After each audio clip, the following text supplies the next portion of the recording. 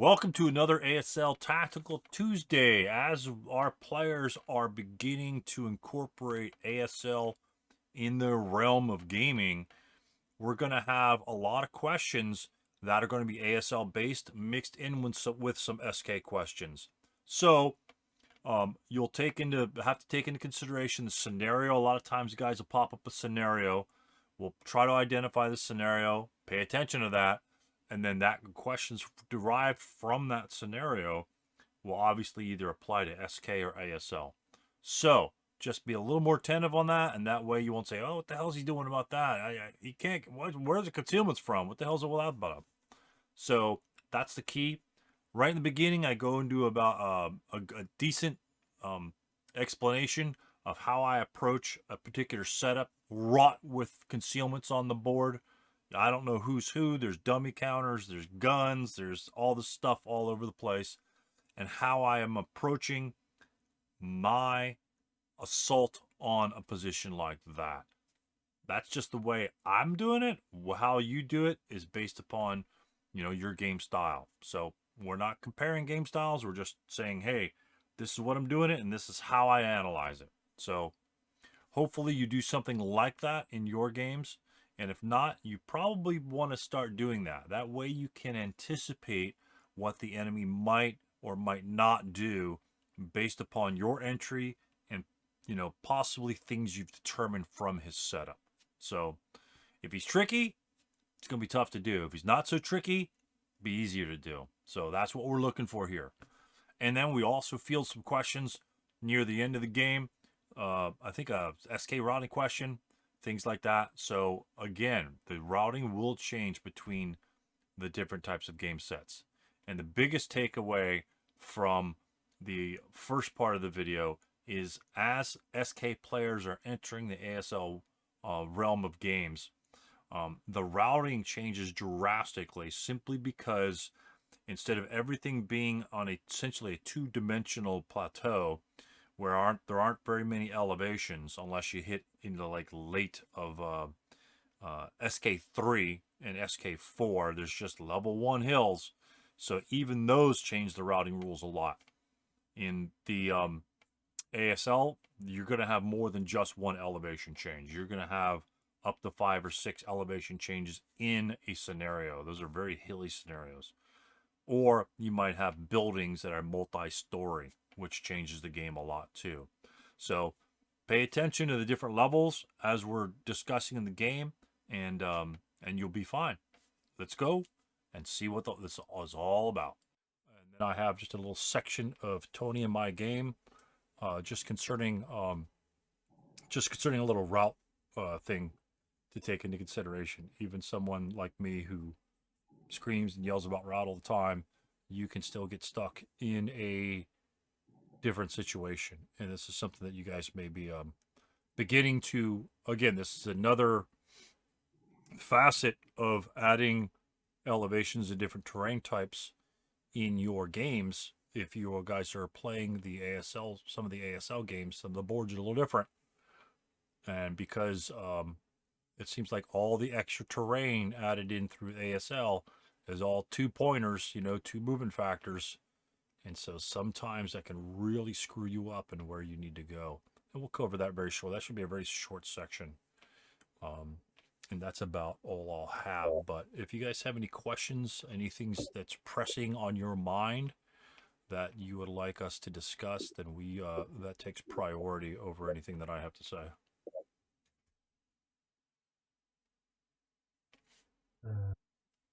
I thought I had something, but I can't remember it. Okay. So if it pops into my head, I'll write it down. But I thought I did, but I didn't. Yeah, it's been Yeah, it's one of those things. I went through the log in the game that I thought it was, and nothing popped into my head, so I'm not okay. sure where it came from. But that's the way it goes.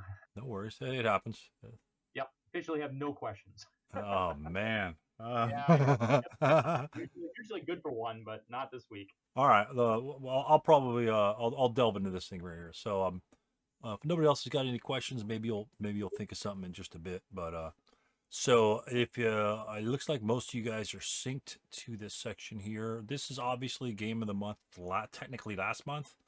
And Tony and I should be completing our game this week, and then hopefully we'll have um uh, a replay either for you to watch or a log file and for you guys to go over, and then we'll hopefully go over those next week. For some reason, I think I've got something going on this weekend, but I don't know. There's just something nagging in the back of my head.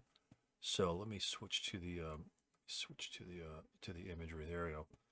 So turn one, for those that have played this particular scenario of Zon with a win, ASL 188. The Americans have 1, 2, 3, 4. That's it. Holy shit! No wonder I'm getting my ass kicked. Let's see. Yeah, only 4 guys, only 4 casualties to come on, and 1 leader. Mind you, 1 leader. So I'm going to step through the log, and so we obviously know what happens in this sort of situation. What's the one thing that I always keep saying, and it may not come to mind, but something to take into account, at least these first turn guys, and the results of my actions may or may not dictate what that kind of reflects, but it's something that you might think about when you're bringing guys on in a situation like this, or very similar, or maybe there's a couple guys that can move beforehand. So what are the hazards of bringing these guys on in this very small limited area, right? I'm sure there's got to be a LMG on level 1 on M4, right? There's got to be one there. There might be one over in the R4, and there might be one on U4, but both of those R4 U4 shots will be 1 firepower, and then maybe 2 with a long range German unit. So you look at 2 -2s in the open around that stone building. The stone building looks juicy. It looks like grandma's house at the end of the road. She's got some sweet hot cookies waiting for you. But you're gonna pay the piper getting there, probably. You got a couple 88s in the back, or at least one of them that you could see. Luckily, the building in M4 can block a couple of lines of sight into the K1, but that doesn't mean you're free and clear. So the point I'm trying to make is it's a very hazardous entryway on the first hex that you're entering. So if the German player decides, he could blast you wherever he wants to. Even the unit in H3, I mean, that's at least in normal range to any sort of unit that he might have, even into your woods location here.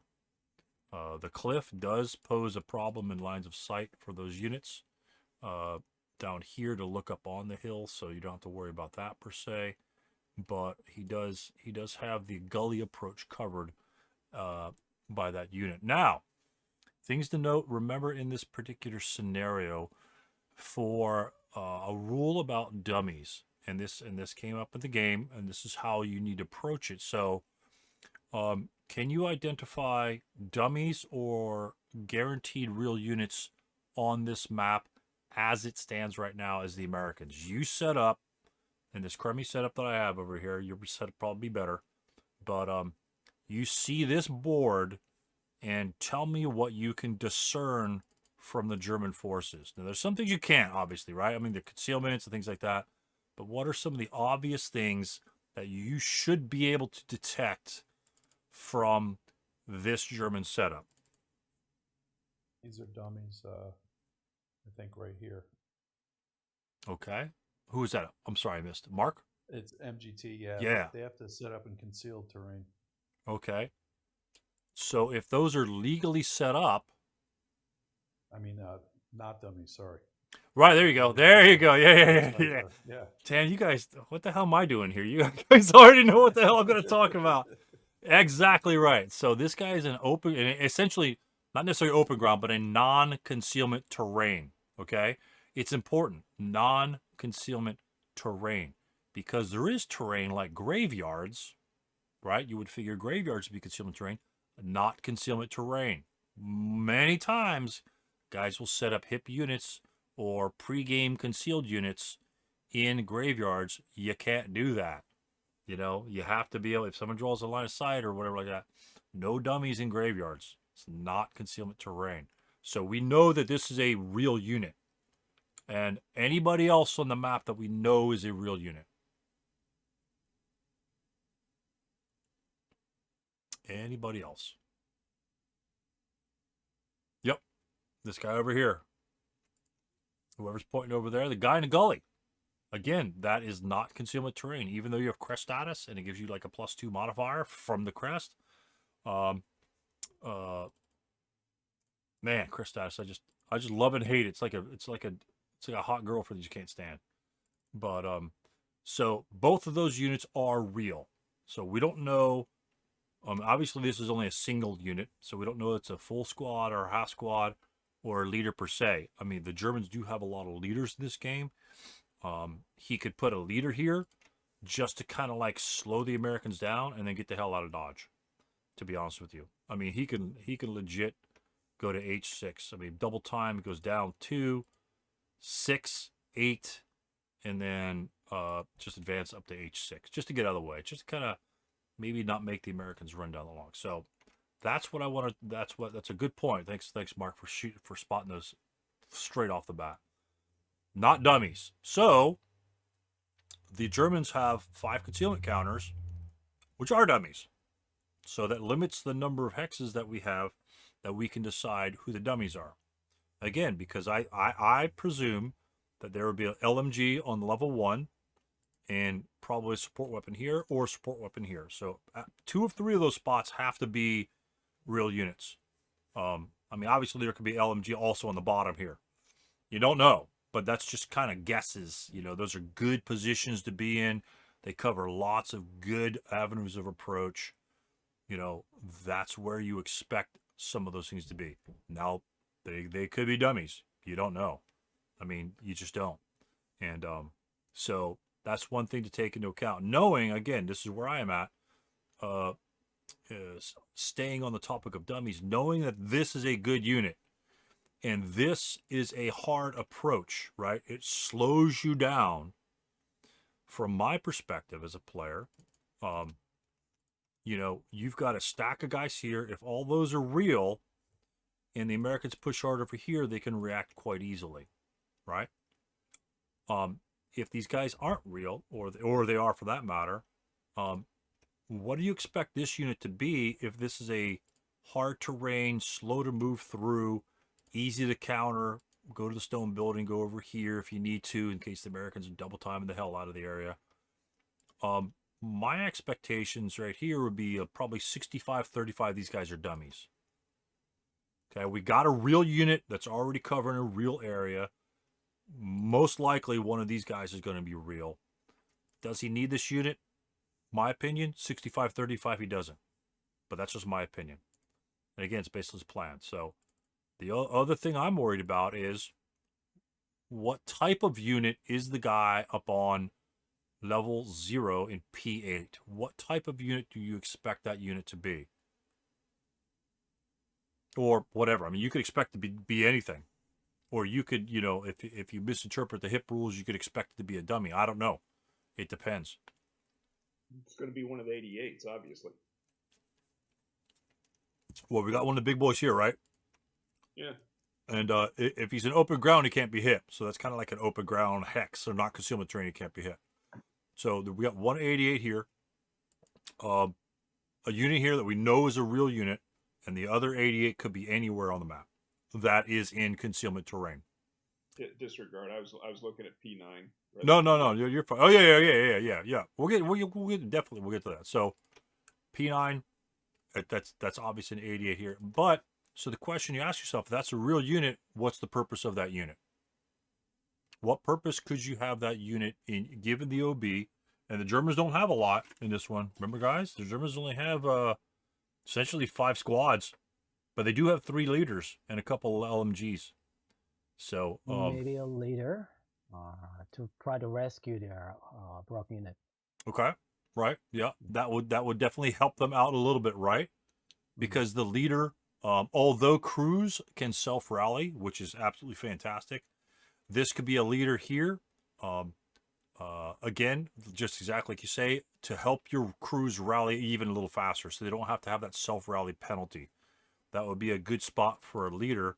And also, this leader here could react anywhere on the map, go left, right, or center, and react to early broken units where if the other leaders can stay up front to make sure guys don't cower, he could be like the support leader behind the entire crew. And so if he is not a leader, what might the purpose of this unit be if he is not a leader? It's something that you guys might not have taken into consideration. It's an ASL kind of ability. What could... What, sniper bait? Yeah, well, that's one of them. There's where on one of it. It could be a half squad. That'd be a perfect sniper bait thing. Because why? Because this is a +2 terrain, and that's 0. So I hadn't thought about sniper bait. That's a good one, Mark. So if the American sniper, which is going to be over here, if he activates it and he goes anywhere in the north spot or maybe even the 6th direction, there's a good chance that he's going to be popping him instead of the gun crew. That's actually a good point. I hadn't taken that one into consideration. Well, my sniper's 2, but still, you still have that option. Even if it is a leader, and you'd want to sacrifice your leader before the 88 crew. I mean, that's a no-brainer in this one. So the other thing, again, you guys may not take into consideration because it's not in SK, is this might be a squad, and he might be attempting to entrench turn 1. Oh, so okay. that might be a good spot for an entrenchment. I don't see a lot of people entrench anyway, but that's a possibility, right? Gives him +2 terrain, essentially turns that into a wooden building. And, he's close to the other guys, Nothing's wrong with putting an entrenchment there or over here or just wherever. I mean, that to me screams, I'm going to dig an entrenchment. So given those options, it's either going to be a leader for rally purposes or reactionary purposes, or a squad that's going to dig an entrenchment. That's kind of the thoughts that I have before I even set up my guys. It's like, okay, I think that's what that guy's going to be used for. More than likely, and in my situation, again, I put a number over here, 65%. He's a dummy, and over here I probably put right off the top of my head, probably 60%. He's gonna. That's a multi-man counter that's going to dig an entrenchment. That was popping through my head. So again, that's based on those decisions and this guy being a real unit, and my previous plan anyway, because of the other games that I've seen. I wanted to bust my ass down the gully. It's sort of like some of the other games. I'm going to do this regardless of the consequences, and that's the plan I'm sticking with. And I'm going to essentially shove myself down Tony's throat as best as possible down this gully and put the pressure on. Because well, I know that's real, and I expect this to be a dummy. If I get a good force here by turn 1, there's a lot of pressure. I'm putting a lot of pressure on my opponent early on, because now these units have to come this way, maybe, and also have my turn 2 guys coming on here. So it makes my opponent in okay, what do I do now? Do I stay forward, or do I let the Americans kind of start to move behind me? And do you want that to happen? I don't know. It depends on what these units are, and I don't know what they are. And so that was kind of my plan, is push hard, push early, and see if the bow breaks. And so let's go ahead, and that's just kind of like the approach I took to this particular scenario. We're only going to cover the movement phase and like the route phase, and that's about it. But that's why my guys are over here, and that's what I'm deciphering about for my defender setup. Again, for me, I expect every single one of these units to be real except for this guy, to be honest with you. I mean, they're either going to be real or not real based upon what my opponent's actions are.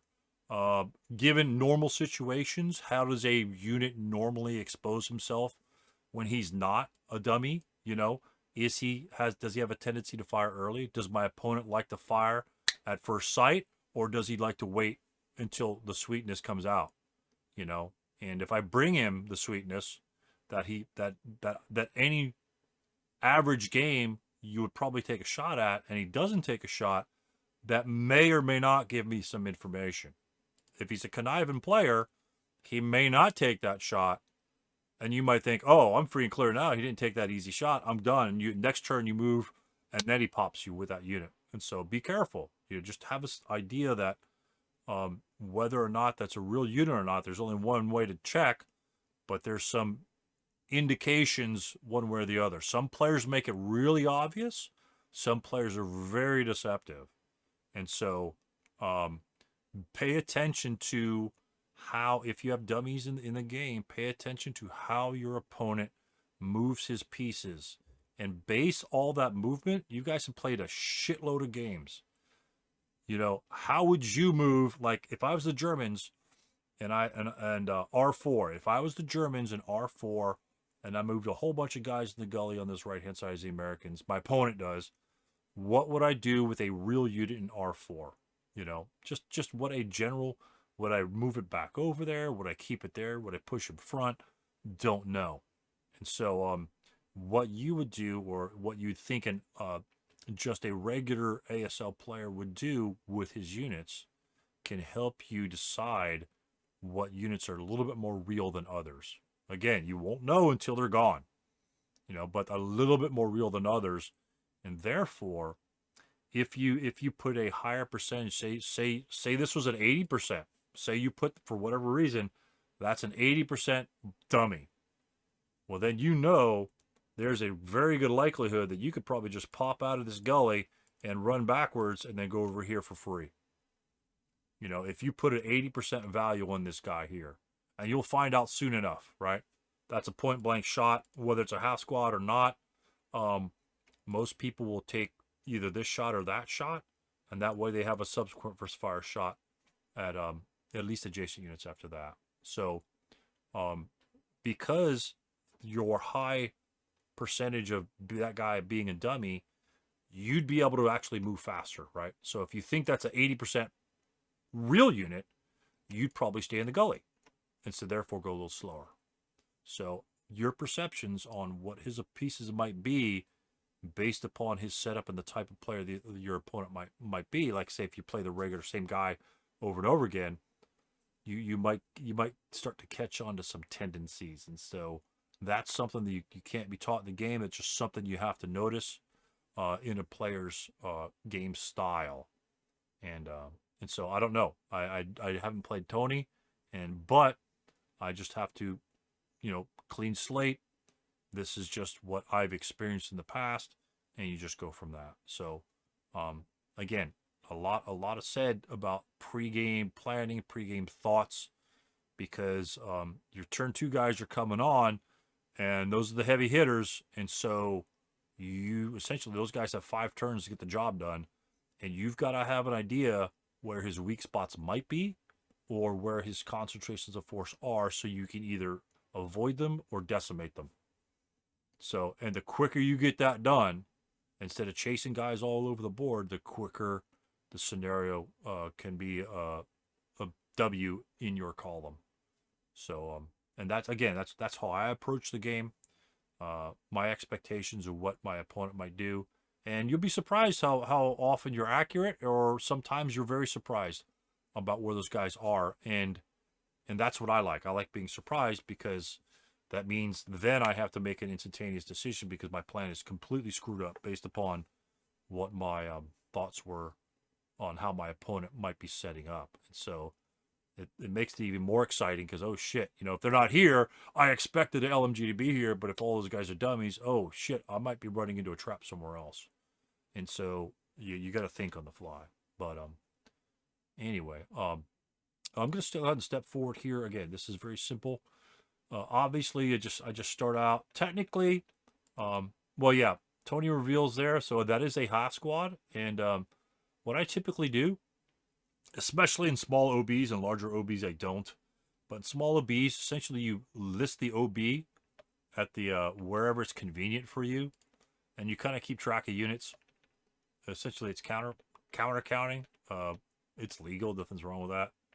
And so he revealed a unit in M4 and another unit in H3. So those, obviously, no surprises there. The guys at level 1, I think he just misplaced them there. So we know there's a guy there. and causes loss of concealment. So I dip down in the valley here. This guy takes a shot point blank from the 237, who happens to roll doubles, and cowers. So for me, I said, hell yeah, I got the smallest amount of residual possible in that hex to be left behind, and the guy's is final fired. So if anybody else moves around him, he's taking a morale check if he wants to shoot again. And a 1 residual, you don't necessarily have to laugh off, but it's the least amount that you have. This is the best of all situations for my plan during the beginning of this scenario. And then, so I was happy about that. My smoke's coming off, happy about my smoke grenades coming off. So Stu gets to jump over here. So LMG, pops him. So it gives him even more protection.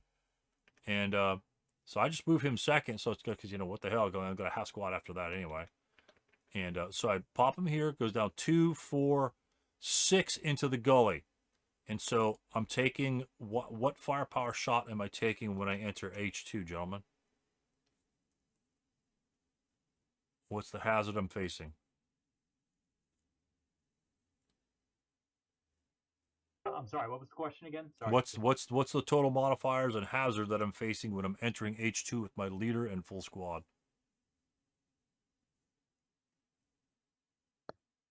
I think it's a 1 down 2, isn't it? Yep, 1 down 2, 1 fire, 1 residual, and the gully, the depression, is open ground. There's no other terrain in it, unlike H4. H4 would have been a 1 down 1 because it's not assault moving. So 1 down 2, I consider that to be an acceptable risk, because a 7 dice roll, even a 6 dice roll, would only yield a morale check. I would expect Stu to pass that most of the time, and then because you're confident, aren't you? yeah, and then with the -1, he would now if this is a 9-2 leader, I expect him to casually reduce and roll 6. That's not my first guess when I'm rolling. Yeah. Well, that's my first prayer. My first prayer is that, I don't get screwed from this. But as things may be, and again, problem with that, Tony rolls simple. I roll a simple 5. It's not a snake eyes. It's not a 12. A simple 5 is a good average roll. Drops it down to 1 morale check. No big deal. And problem is both of them failed morale checks. So again, what I said about making sure your movement plans, where your route paths are going to take you, gentlemen. So both of those guys just eat it, because if this guy fired upon me and rolled a 7 or higher, even if I broke based upon the result, if you rolled a 7, I'd be a pin task check, so it would actually be a 2 firepower. That'd be a 2-2. A 7 would be a normal morale check, but that would pin him, and therefore I could still route away because he's pinned and unable to interdict. So they break. So when they break, we're just gonna, which at this point, I'm not gonna bother with the rest of the movement. It's irrelevant. So when he breaks, the other thing I didn't take into account. Well, I'll move that guy in just a bit. So where are these guys going to route when they break in that location?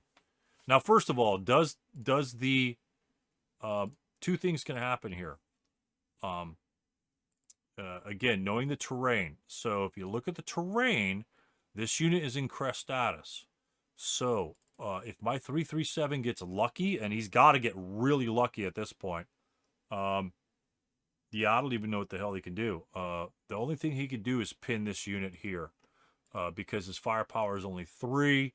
He's counter exhausted, and the defender, I'll be firing through one of his protected crest sides, because that's not a gully hex side on H3 to H2. He will get a +2 modifier for that, and that'll be a 2 + 3, which means a 3 will pin him without cowering. Either way, a snake eyes or a 3 will pin. That's only enough to stop me from being interdicted when the rally, so I can't break him. If this unit were broken, then in the route phase, he would have to drop down. But again, problem with that is he routes second, because if he happened to route first, then he would be in that gully. And let me move this stuff to the side real quick. Then he would drop down into that gully. And at that point, H3 does not have line of sight into H2, and therefore I wouldn't need to route at all. So the timing, whose player turn it is very important in this situation. You know, he's got defensive position. I'm moving. I have to route first. I get hammered in H2, and we're going to try and find out what happens. So even though he's final fired, the 2-3-7 is very good position on me. Again, if I could break him, it doesn't matter because I still have to route first. But he couldn't possibly interdict at that point.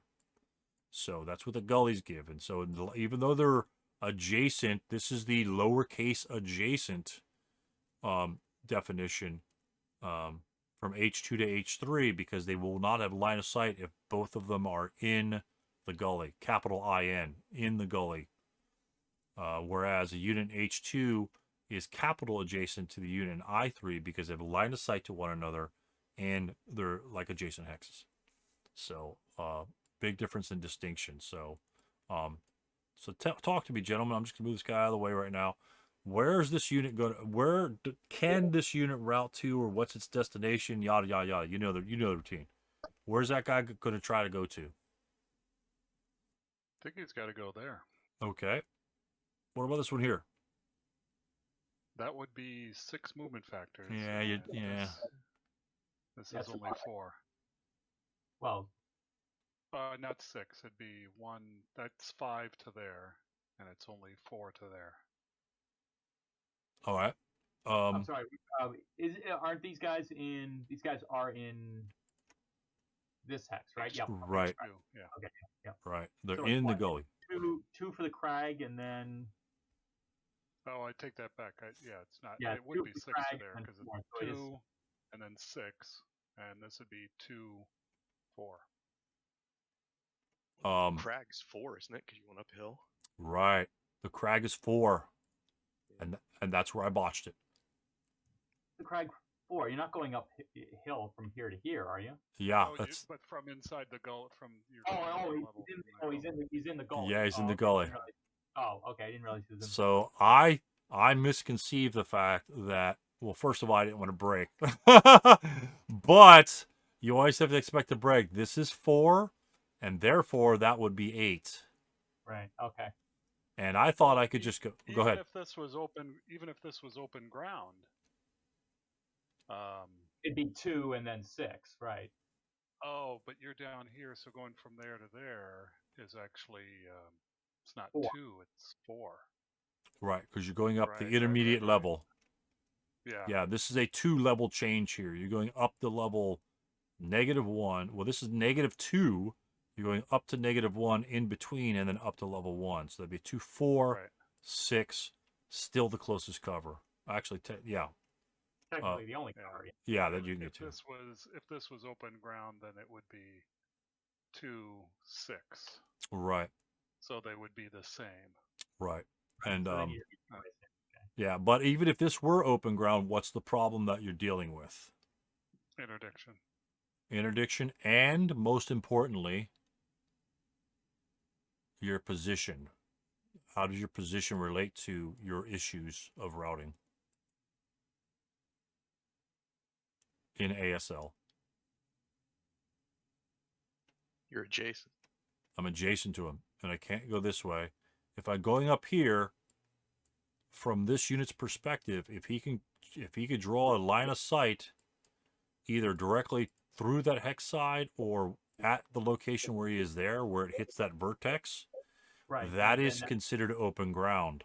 right because he's climbing up the hill and your gun Right. sights. You're shooting him in the back, right? And so therefore, that would be an interdictable hex. Now, if I were here routing this direction from H1 to G2, he can't trace fire through this side.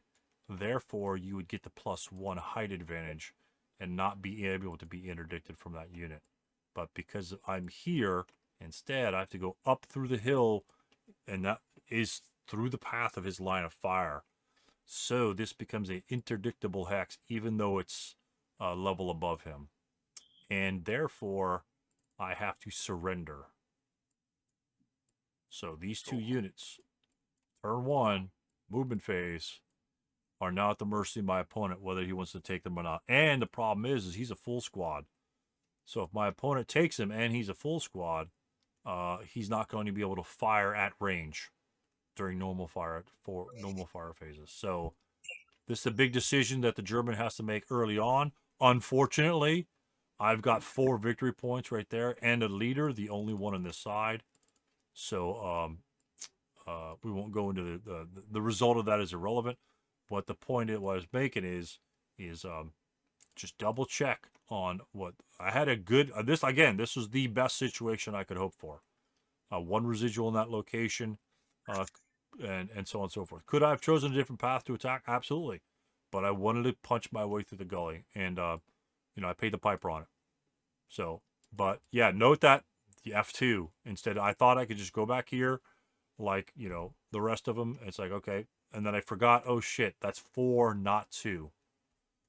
That's 4, not 2, and that's where my problem came in. My mind slipped, and probably I should determine that beforehand, but probably because both those guys tanked their morale checks, and that just kind of froze me a little bit. But anyway, good shots, and he did. And the best of all for the German player Tony, he didn't even have to fire again and risk having to take a morale check, which is huge because he's got another unit right here.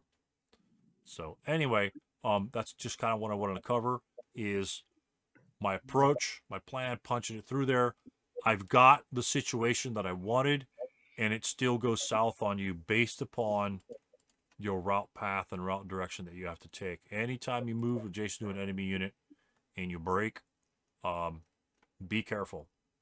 Be careful. In ASL, those units are just going to fade away as they turn into prisoners. 1 residual firepower. Incredible. Yeah. Yep. The 1 minus 2. And his roll wasn't like a 3. I mean, it was a 5. That's a very reasonable roll. A very reasonable. It's not like he diced the shit out of me. Just a very reasonable roll. And my rolls were just on the other end of the spectrum. 9 and 5 is the same percentage chance. I could have just rolled a 5, but that's what you got to do. That's what you got to deal with. And I expect if once the one morale check came up, it's like, okay, I'm probably going to lose one of these guys. But the other one can pressure. Or at least I'll have something. But that wasn't the case. I ended up losing those guys, whether they were prisoners or eliminated for no quarter. At this point is not the point in question. But again, and we covered that and other things, and I should have known better. But again, that's the plan I wanted to go through. I was willing to take the responsibility of taking that. And that could set you back. Now you have no leader on this side. What are you going to do? Do you send another one turn 2, or do you ignore those guys? I don't know. Your plan changes instantly. Your plan changes. So as long as you could bounce with those rules, accept your losses, accept your moves, take responsibility for your moves, even moves you screw up. Even moves you screw up. It's like, oh. Man, I really should have noticed that. Maybe I'll take two more seconds or whatever. Try not to screw up your moves. But I own it. This is just I own it and I bought it. And 237's just love and life. And just a caveat. This is the crest rule. I said okay, no big deal. I'm going. Can my unit that is CX'd here advance into H3? How can he enter this hex? In what capacity? Can he enter the hex, means being in the depression, or you can enter directly into crest status? So let's just go into that sort of scenario here, and you'll really love this. So again, I said no problem. I got 1 guy left over. If I jump into close combat, 3-2 +1. And crest status, if you're in crest status, you have a +2 from your attacks and a -2 for your opponent's attacks. Problem is your opponent has to be coming through the little arrows behind you. And so what I did was I advanced into crest status because I can't advance into the gully, because that would be a 4 movement factor expenditure, because I'm going up out of the gully and then down into the next gully. So it's a 4 movement factor expenditure. I could have done that if I wasn't CX. I cannot do that if I am CX. So what that does for me is the only way for me to go in that hex and beat the shit out of these guys that cost me my sergeant that I've been toting around the bocage for the past couple weeks. I've got to enter crest status. Now, I thought that I would get the drop on this guy because I entered crest status. Well, as the case turns, and this is why I'm laughing. As it turns out, because that's essentially I'm going to be like crest status, like in that direction. The center has to be in that direction. So this is me in crest status on top of the German who's in crest status. Problem is the German doesn't get the modifier when I enter the little thingy. But did the German enter my hex? Nope. And I'm in crest status. So guess what the German gets? Down 2. Down 2, and I'm CX'd. Oh, wow. So he's 1 to 2 minus 3. That's a 7, gentlemen. That's a 7. I'll leave you hanging on what happens there. I think you probably know what happens. But yeah, another slip up of mine based upon that. Should I have probably left him in here? Oh yeah. If I know that was going to be a minus 3, you better damn stay right the hell there. You know, you'd be better off just advancing over here. Why would this be a good advance over here in this situation? Even though you're point blank. Look at the backside, the bottom part of that counter and crest. Right, because now you'll be firing at him from his backside. You'll be at area fire, but not area fire normal, right? No. No, he fires at area fire. Right, he fires at area fire, so that would be a 2 even on me, and I would be point blank on him. 6 plus 1 for the CX status. So he's 2 even. I'm 6 up 1. I would have the advantage in this case. Plus, I'm not in line of sight to a potential unit that might be here. So he would be safer here. This would be a safer, more conservative move instead of a reckless move in which I performed there. But I thought I would catch up at the minus 2, but I was mistaken. Again, just my lack of familiarity with the specifics of certain rules. But we looked it up. Tony and I looked it up. I was trying to argue my position, but Tony's smarter than I am, and so we found out that his perception of the rule was correct, and mine was incorrect, and so he rolled his dice, and yeah. But again, the options you could take, again, if I killed him there or tied him up, you know, that might free that area up over there. You know, and so iron crosses were passed out. Basically. Iron crosses were like candy at that day. Okay. Fucking right in from the skies. So right in on the loop offer. Right. Right in. Exactly. What we're seeing here is we're discovering just how good of a player Tony really is. I know, right? He lured you into his trap. There you go. If you two can roll 5s. Well, unfortunately, I can't. So there. Yeah, exactly. Yeah. So again, it was a very interesting situation all around, and that's just one little 237 causes all that stuff to happen. Again, perfect. Go ahead. Yeah, quick question. So on that route example, if he's not in crest status, you're not interdicted, right? Correct, and I don't have to route. Yeah. So, because I put guys in the gully here to block if I never put up in crest, because the other thing is you can get blasted there. Right. In crest status, but he could potentially get interdicted from here. Right? Absolutely, Craig. Absolutely, because this unit has that same angle over here. Yeah, someone's got the line of sight thing, but he's got the same angle. Let me see. Boom.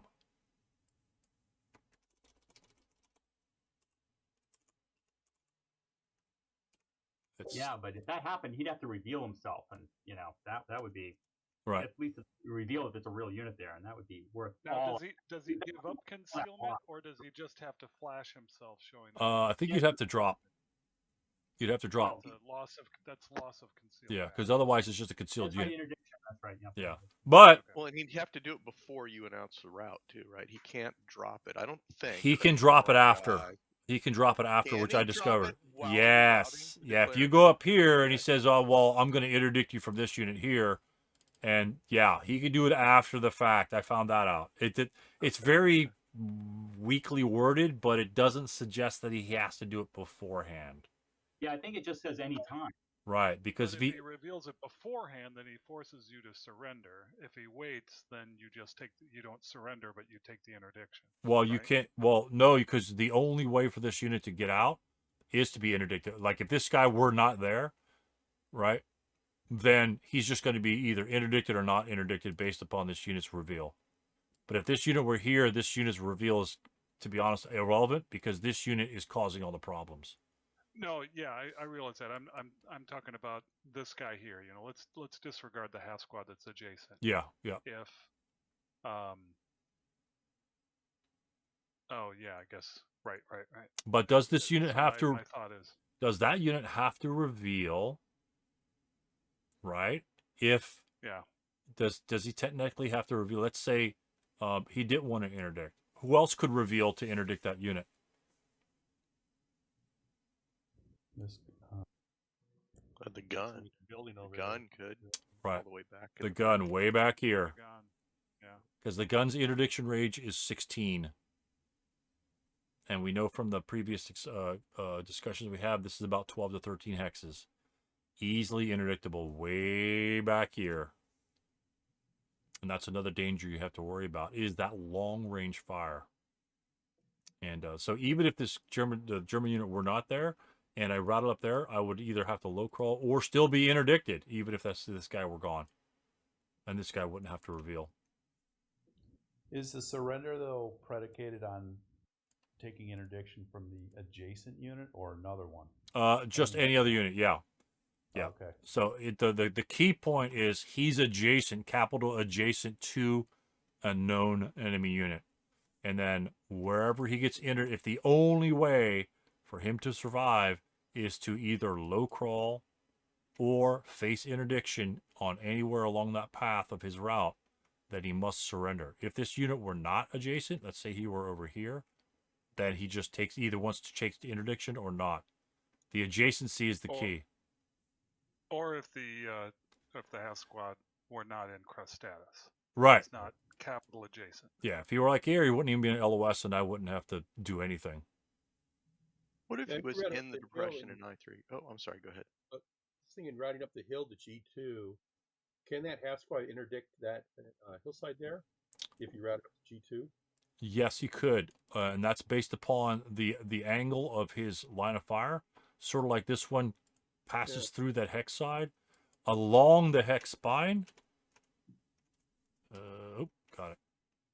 First shot along the hex spine like that is the bare minimum where he will consider that being open ground. Now, if this were angled a little bit more, let's say he were an H4 for some reason, then his line of fire would be going through the G2, G3 hex side, and that's not a hex side you are crossing. So, But he would, if it was back in H2, and even though he can interdict the hill, because they weren't adjacent, he wouldn't surrender though. correct. Yeah, okay. At that point, it's just the routing unit is taking the option of, oh, you know what, we screwed something up too as well. Okay, so these units, no, they surrender as a stack. They surrender when you surrender as a stack. Although these units route individually, they do not route together because they are two broken units. They would surrender as a full stack. So you couldn't say, okay, I'm going to surrender the leader first or the squad first, and then if he invokes no quarter, okay, now my leader can route away. Because they are in the same location, all units in that location must surrender as a whole simultaneously. Otherwise, you just throw a half squad away, right? Every single time. You just deploy your guys, and you always throw a half squad away, and then your 10-3 gets out. You know, I think it's a good rule, because I don't know. It's my opinion. It's a good rule, so you don't cheese cheese your way out of it. Your mileage may vary, whatever. But yeah, I thought that they could route independently and avoid the no quarter or the surrender, but they cannot. They all surrender at the same time.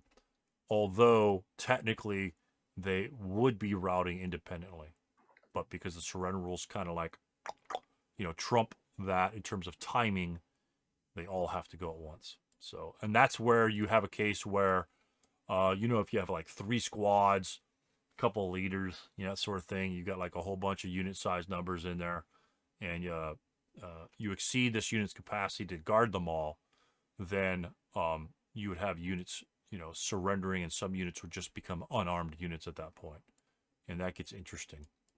But we won't go into that part. That's we'll let you guys kind of read up on that before, because it gets confusing kind of quick. So, but just an interesting little situation here. And again, the gun comes into play as well, because he could definitely interdict that spot. And even better. Let's check this out. So say the unit were right here. Okay. And this unit was here. Could this unit interdict G2? Yeah. Going up the hill, you could. Yeah. Is there a line of sight there? Oh, someone's having a birthday party. Yeah, sounds like it. Yeah, this is like something that, well, yeah, I've been dealing with a 3-player scenario that I've been playing where you have this big goalie running down the middle of the board. So I've been learning an awful lot about the goalie's line of sights, and I still don't get it. But yeah, it's something about like the number. It's like you have to be closer than it's something about like the height advantage. So you're 2 levels and you're 2 hexes away. Right. Yeah. So I think you can in fact see into the depression to see those units. Correct. So let's say we were in the depression. For some reason, we're in the depression. We broke in that depression, and then we chose to route up here for whatever reason. Would we surrender if we're subject to interdiction when we go up there? No. Right, because you weren't capital adjacent to each other. Right, and I wasn't forced to route. Right. Yeah. Right. So my location is a possible routing location. So I could stay there if I wanted to, or I could choose to route. That's not my only choice. So yeah, in this case, you do have a line of sight, just like you said, because if you're next to the unit here, you have a line of sight into the gully. Why? Because you are first of all, you're adjacent and you're at a level above it. Right. So, You're 1 level higher and 1 hex away. Right. So, right. And so therefore, you move another hex away, you have to go up 1 more level. Now, what level would I have to be at if I were here to look into the gully? You'd have to be at level 1.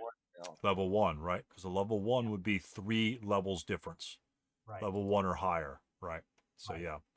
But then the other thing, I don't know, we can't really do it here, I don't think. But the idea is that if you're going from like here to here or something like that, so assume this was like up another level, then you can ignore this hex because you've got that straight line of sight between the two, between this hex and this hex. So once you have line of sight into H5, you'll have line of sight along the gully. Right. Yep. Right. Yep. So this unit here would be able to draw a line of sight down the gully. Yeah, right. And see all the way down the gully. Right. Yep. Yeah. And so he'd have to be on level 0 or 1 level higher than this particular terrain, which would be level 0 in this case. Right. And then he'd see all the way down the gully as right. well. And then he could see, yeah, exactly. Yep. And then so on and so forth. 1 level increase per level between you and the initial gully, at least down here. Now, if the gully sometimes, the new gullies are like giant and huge, and it makes it real simple. The old gullies used to kind of like split, and it would meander and things like that, and so it would kind of break the line of sight thing. But I think on the new boards, they've kind of eliminated that ability to have a discussion about whether or not it goes down the gully. It doesn't have to stay in the brown. It has to stay in the brown, green, or light green, dirt green. So it's a pretty wide avenue of line of sight you get to draw it. And 90% of the time, it's not a problem. So, so note that you either have to be. Go ahead. I was going to say, so probably line of sight from here would be blocked to here. Why would that be? Because of that bend. Yeah, because of that little bend. That bend. So let me see how it just there in H5. It kind of goes outside of the bend. Yeah, your line of sight is really jacked up on mine. So, but yeah, I don't. But yeah, it looks like that little greenness right smack dab along that side. Yeah. I would play it that most of that's, yeah, that's kind of weird. Yeah, but Basil decided that was blocked as well. Yeah. So. Yeah, it is kind of weird because you do have that little greenness right there. Yeah, that bend there. So they just must have decided, nope, blocked line of sight. So looking at this from G4 to I3 would be blocked because of the little curves in the gully? No, it would stay within the coloration of the gully. Okay. Yeah, that one looks like it would stay in there. Yeah, it would stay within the coloration of the gully. So remember, you're only worried about the gully in between, and then yeah, you should be fine from there. Yeah, that's a different one from the I5. Yeah, and then you'd have a question about like an E7 LOS to G6. Is that clear or not? You know, you don't know where the bend is on that. It could be very wide. It could be very narrow. But I would call it clear. I would call this one clear. Just, you know, you can't see it, but it sure looks like, I mean, because it's usually fat and wide. You know, the brownness obviously is going to curve, but all the extra green usually spreads it out to at least twice the diameter, or twice the diameter of the brownness. And so there's a lot of brown under there. I would assume that would cross there. Same thing with a lot of people complaining about the hills and wheat fields going up a hill. I really don't have too much of a problem with that. You can pretty much anticipate where the crest line is. And most of those lines of sight, you're not going to be drawing it. That's just going to make that big of a difference. Because, you know, you look at a crest line, you know, they're all pretty standard. You don't have anything that really jut in very far, kind of like this very often. You know, they're pretty close to the edge for the most part. But some of the newer boards really do try to make that crest line obvious. Yeah. You know, they can do a shading or something like that makes it more obvious where the crest line actually is when you're kind of going up a wheat field or something like that. Yeah. I've seen that. I've seen that on, I think, one of the double wide boards. They seem to clean that up. Yeah. So it helps a little bit to discern it for purposes and levels, things like that. So it's not too bad. A quality of life change, that sort of thing. But yeah, if some of these are like coin tosses or whatever you want to call it, but it's cool. You know, if you're basing your entire defense on, you know, this guy seeing down the gully, you might want to ask your opponent, hey, is there a line of sight there before the game even starts? You know, what lines of sight do I have in the gully before you even set up? And that way you both agree on what's the line of sight and what's not. And you can have your discussion then, and that way you can adjust your defense accordingly, instead of, you know, putting all your eggs in one basket and then kind of getting hosed later on because you might misinterpret something, or he might misinterpret something. You know, he might think that it's clear and not ever go there, and you might think that it's blocked, or, you know, whatever.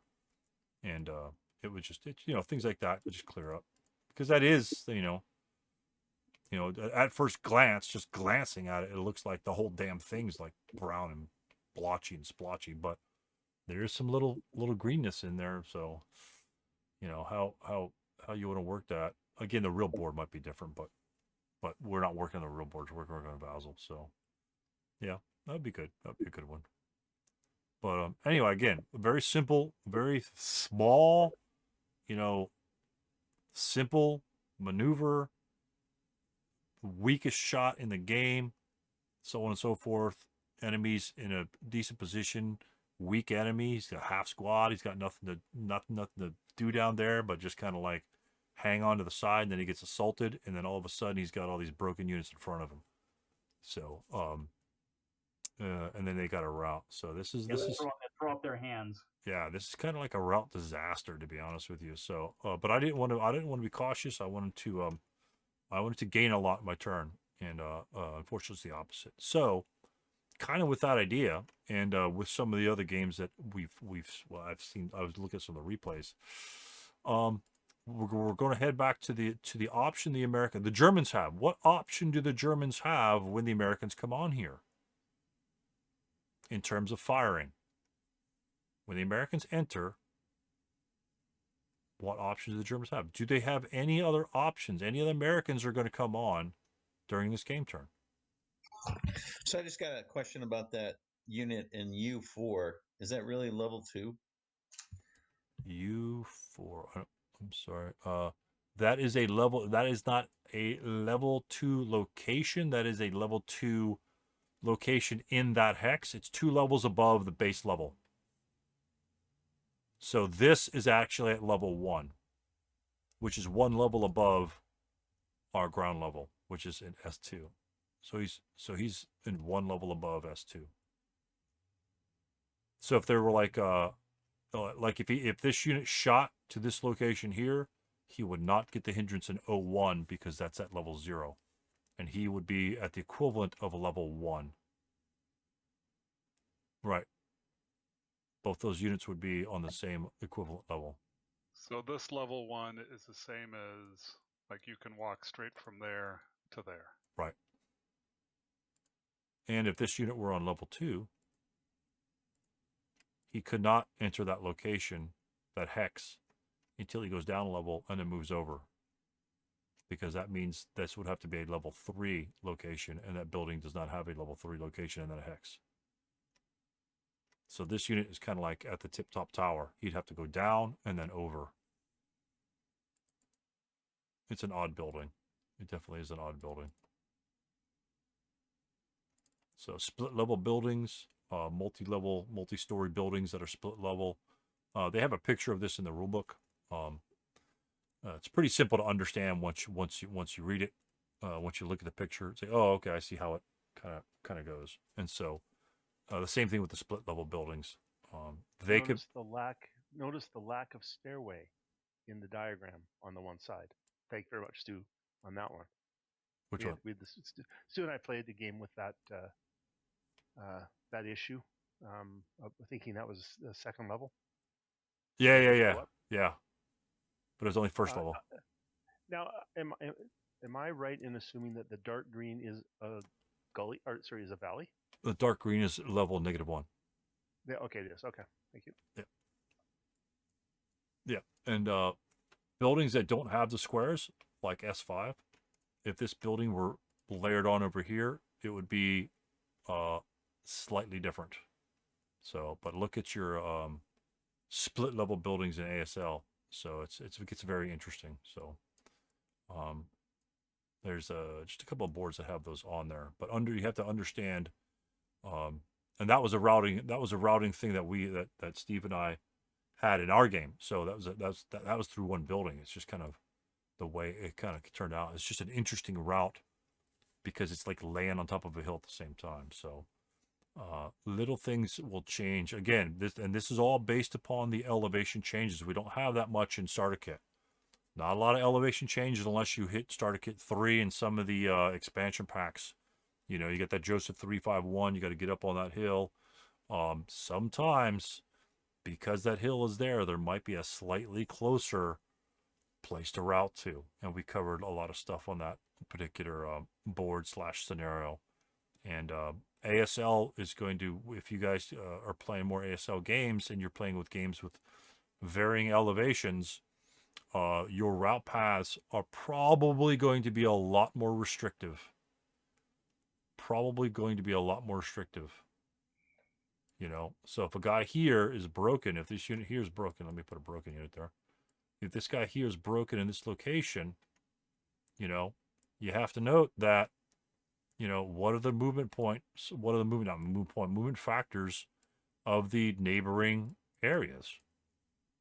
Right? I mean, we've got these 4 adjacent areas that we could possibly go to. But if those were canceled, let's say we, for whatever reason, we couldn't go here, you know, what would be our next nearest location? Well, how much would it cost to go up to here? Uphill in those terrain features. 4. 4. You'll see this mistake being made a lot, especially if there's a leader over here. Or a leader right here. That's 4 movement factors. And if these other locations are valid, right? That's 1, 2, 3. You may have to end up routing away from your leader because this is 3, that's 4. Even though you're adjacent to it. This is 3. So even this is 1, 2, 3, 4. That's the same distance in MF in terms of routing movement factors as this unit, yet it's 3 hexes away. Again, the number of hexes away is irrelevant. It's the movement factors, and you will find yourself in certain situations. And we did find ourselves, gentlemen, in Legio Patria Nostra. You know, when you're jumping down, assaulting those Germans, you're going to have to be routing over here instead of back up the hill. And that might cause problems. Yeah, especially when you're raining in ground snow. Yeah. Yeah, exactly. It's, will. Boy, that's slowing everything down in Budapest. Yeah. God. Jeez. Yeah, it's a nightmare. Yeah, and then you got special rules like weather, which, you know, even a 0.5 increase in going uphill sometimes or down or whatever. You have to add all that into consideration. You certainly want to go to this unbroken leader. You certainly want to go there, but you just can't if you've got other terrain that's like that. Obviously, if T6 were a location, you'd have to route to T6 first, and then you could route up there. You could go 2-6, but you'd have to go there first. You know, assuming you could, right? I'm assuming that would be a legal destination. You could continue to move at that point to another woods or building location, and then you could get to stew. And that also came up again. That also came up in Legio Patria Nostra, in that center building. That game teaches you a lot about multi-level routing, even though it only has 1 level. And so that again, that's the importance of that scenario. I like it. I like that's a very good hardcore routing, gun usage, mortars. I mean, you name it. Movement factor expenditures. There's a lot to that scenario, even though it's only for all intents and purposes, only like pretty much a half board. But there's a lot of things that you have to take into consideration in that board. So it's exciting. So, but again, that's just my wonderful routing, botch I had over there, and but I accepted the risk, and I thought I was on the better side of the risk. It just didn't roll my way. That's all there is to it. You know, he'd have to roll what he rolled, and I'd have to roll what I rolled for that to happen, and that was good, because if I survived, he'd most likely be in big trouble. You know, I'd have a 4-1 against him, and he'd have a 1-4.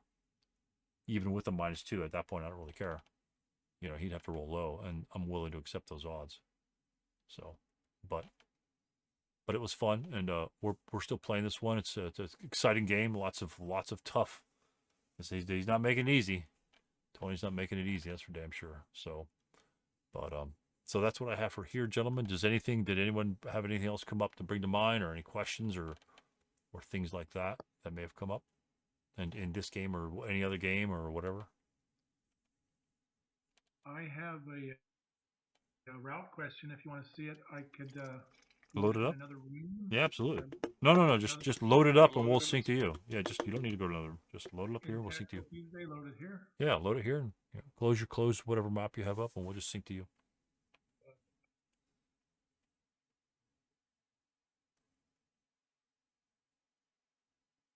Just let us know.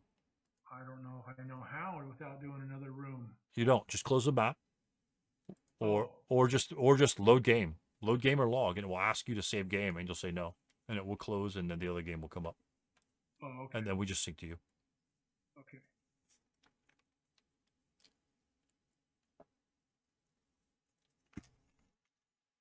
And then I have one more. Okay, it should have came up now. Okay. And we're syncing to whom? Sync to not sure. Okay. Oh, sorry. Yeah, not sure. I'm just going to page down and get through this. All right.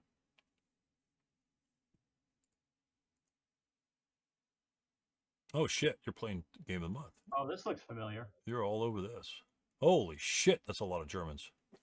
Yeah, the Germans got lost. No wonder the 8-0's hightailing out of there.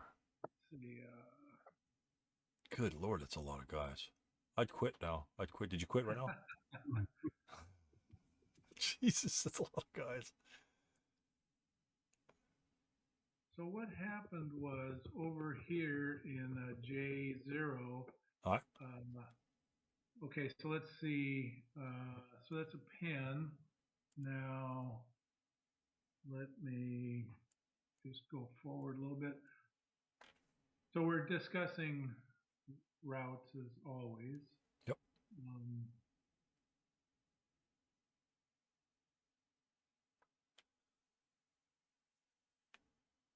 I think I gotta go whole new turn ahead, I think. The Germans are trying hard to break you, that's for damn sure. Excuse me. Okay, so now we have here, we have a close combat. Mm-hmm. And that was part of it. Let's see.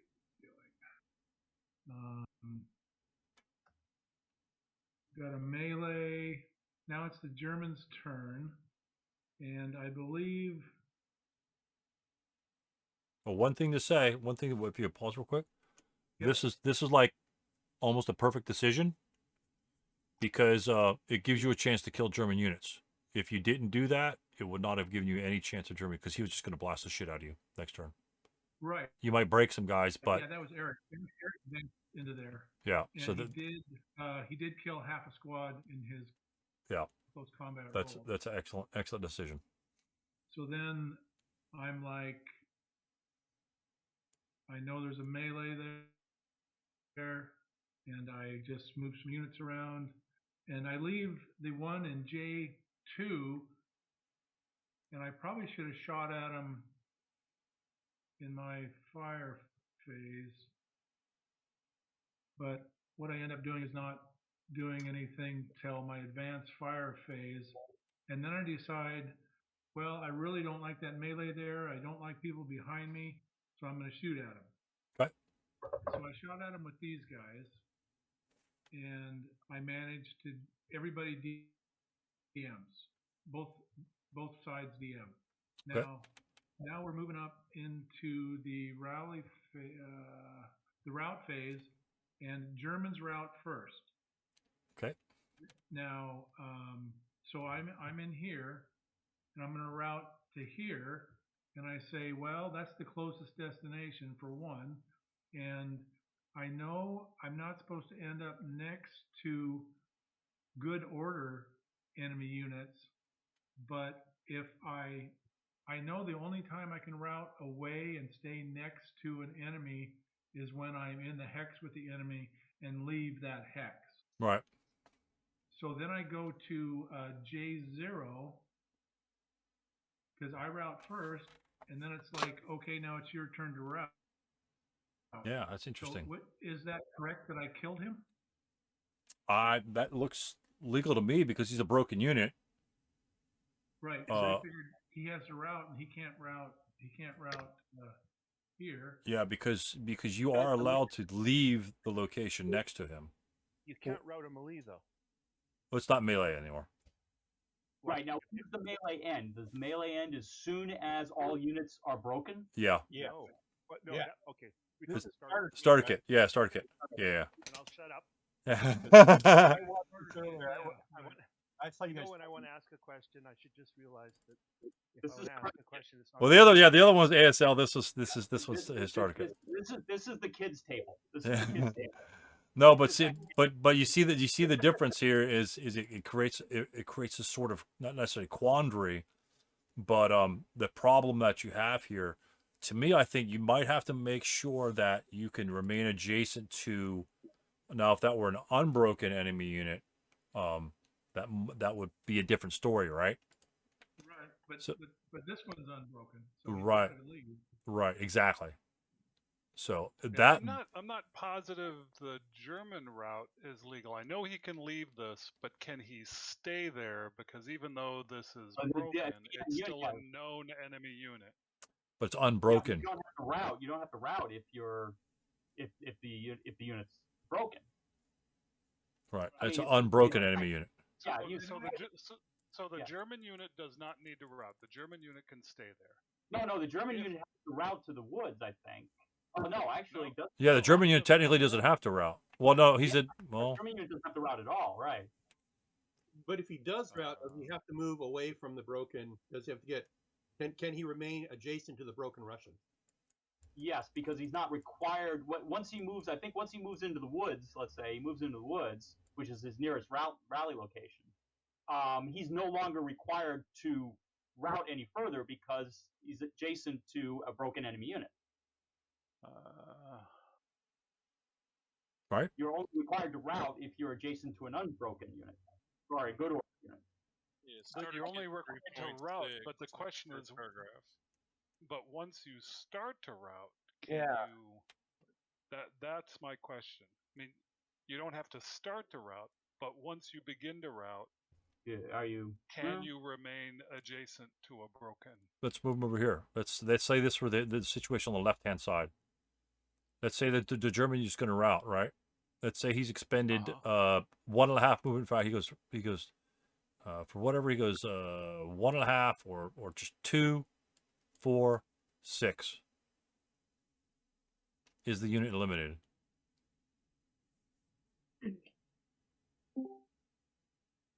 Say no.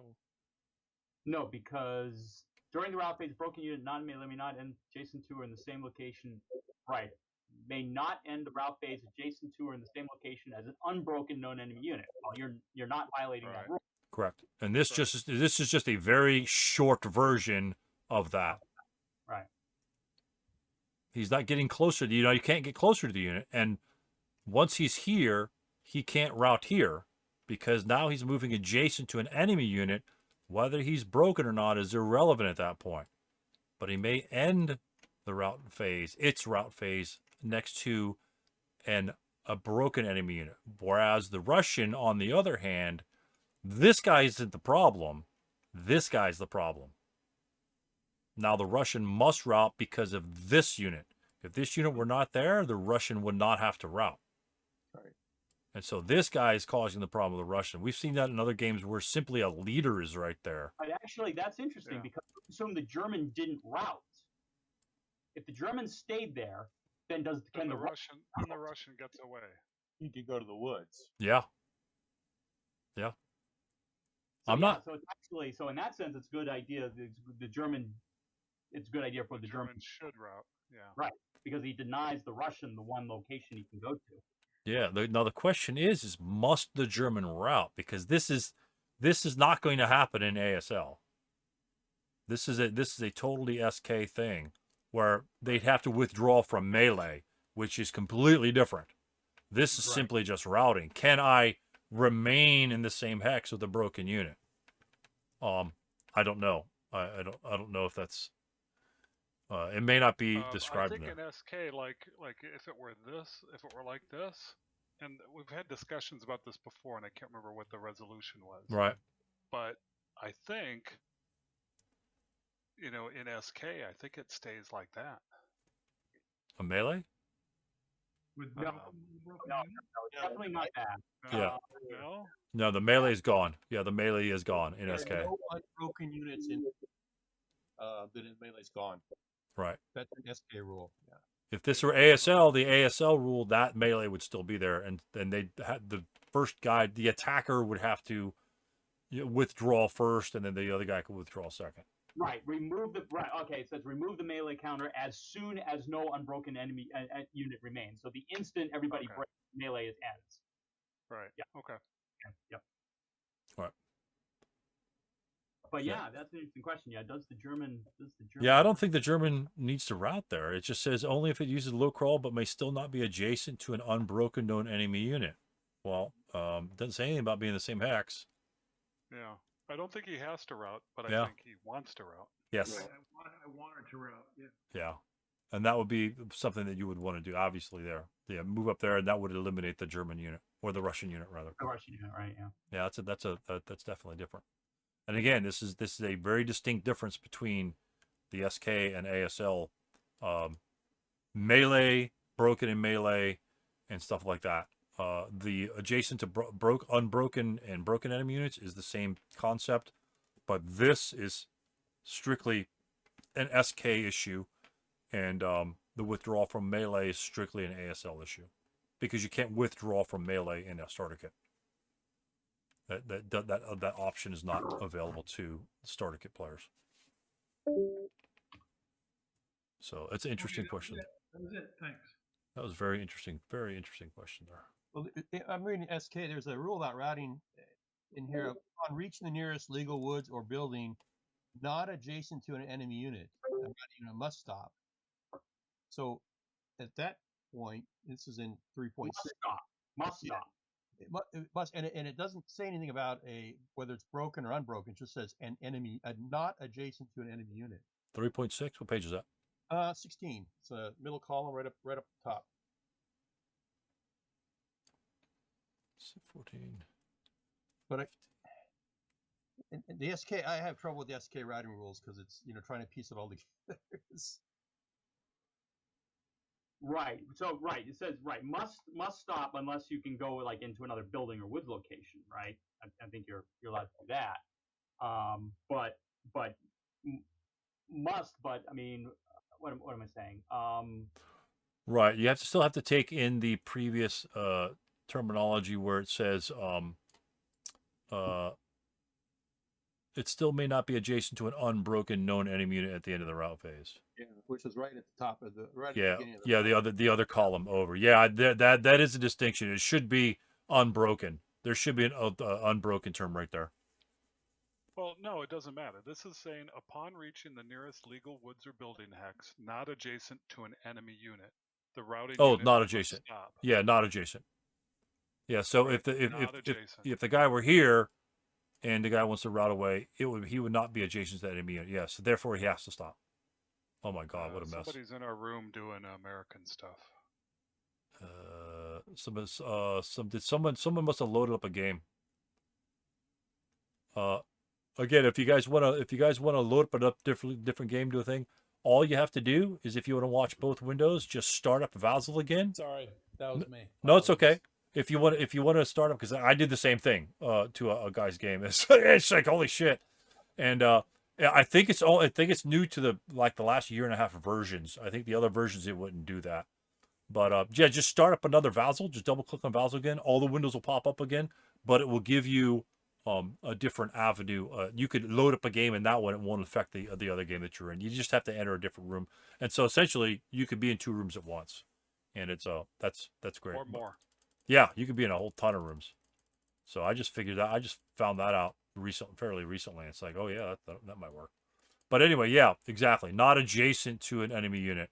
And so if they were down further, then the German unit could route up there, and then he'd have to stop, even if there were tons, unless there were other buildings and woods where he can continue to route.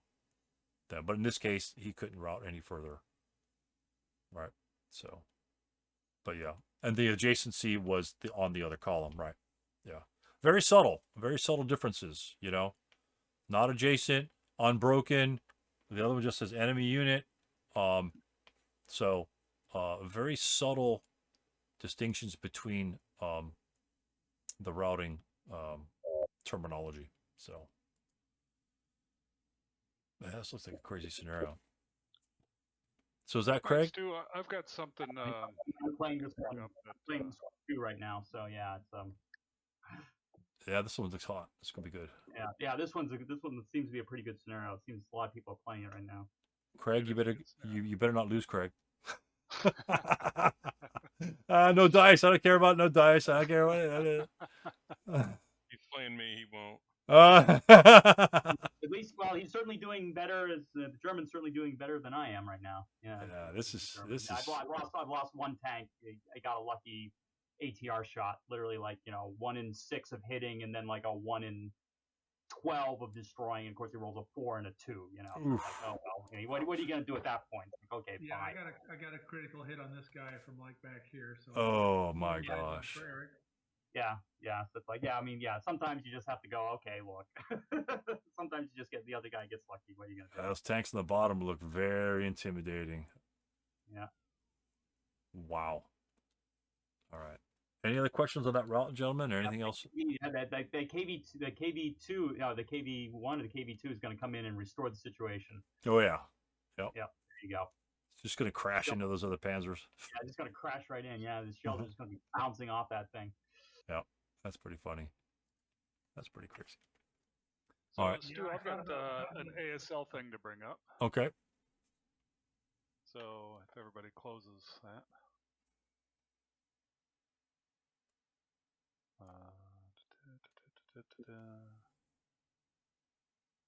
Oh yeah, speaking of this game here, sorry. All that matters is the KV2 or whatever for 3 points, and then the buildings at the very last turn, right? Yeah, well, yeah, it's who controls the buildings. Yeah, who controls the buildings? The wooden buildings are 1, the stone buildings are 2, and if the German kills the KV, yeah, he gets 3. Yeah, but casualty victory points and prisoners, none of that matters. Well, I mean, this is a starter kit, so yeah. Right. Okay.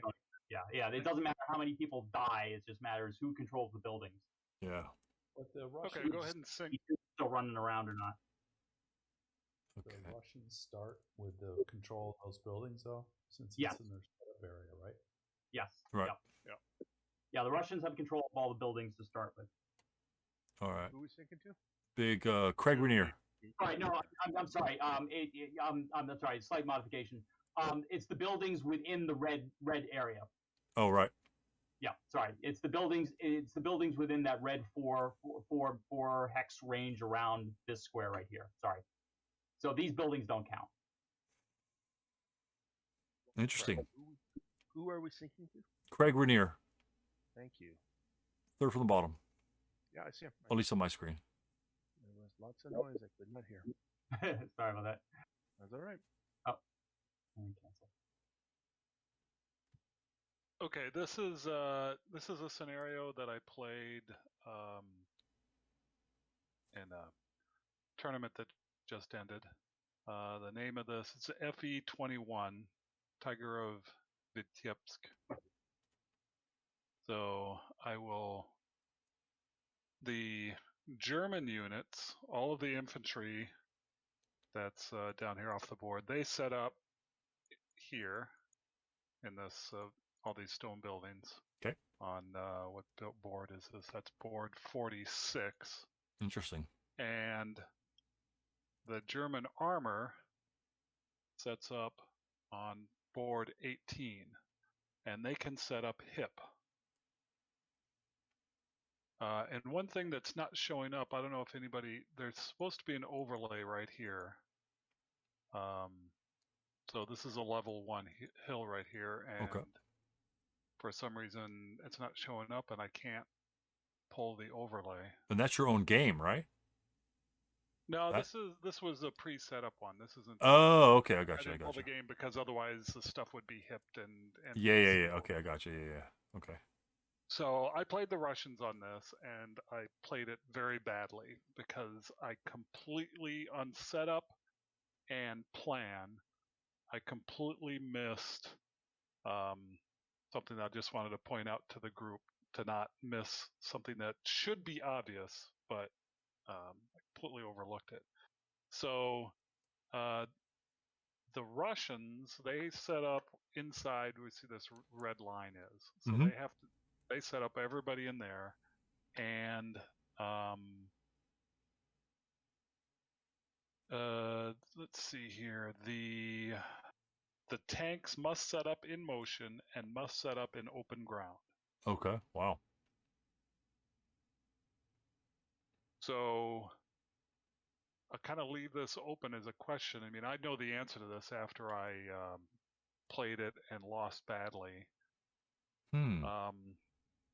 First, let's move these over here. Now, when it said open ground, it didn't say open ground hex? It says in an open ground hex. Okay.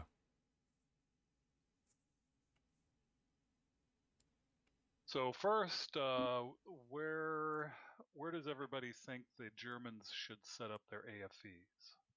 Now What's the victory conditions? The Russians have to capture a majority of the stone buildings on board 46 down here. Okay. Wow. So they start up in this little corner, and they got to cross all this ground, and they got to take in 6 turns. In 6 turns. Jesus. All right. So now, what's the SSR on the hip units? Okay. So let's see. EC or ground snow with no wind. There's that overlay that I talked about. Fortified buildings cannot be exchanged for tunnels. All Russian tanks must set up in motion and must set up in an open ground hex. The German may set up 2 squad equivalents, and the German AFE set up hip. The German AFE are revealed at the start of the Russian turn 1. Each German AFE with line of sight to the AFE with the 9-2 armor leader can add a -1 to its 2-hit die roll. So one of these guys gets this. If either of these have line of sight to that leader, they get a -1 on their 2-hit roll. Wow. Yeah. Wow. So, have a line of sight or be adjacent? Line of sight. Wow. Yeah. Those are only 88 long guns, so they're nothing. Yeah.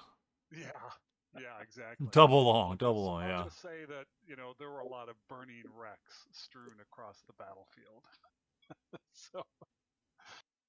And where's the setup area? Russian smoke. The Russians have to set up over their tanks when they blow up is the Russian smoke. And the German AFEs?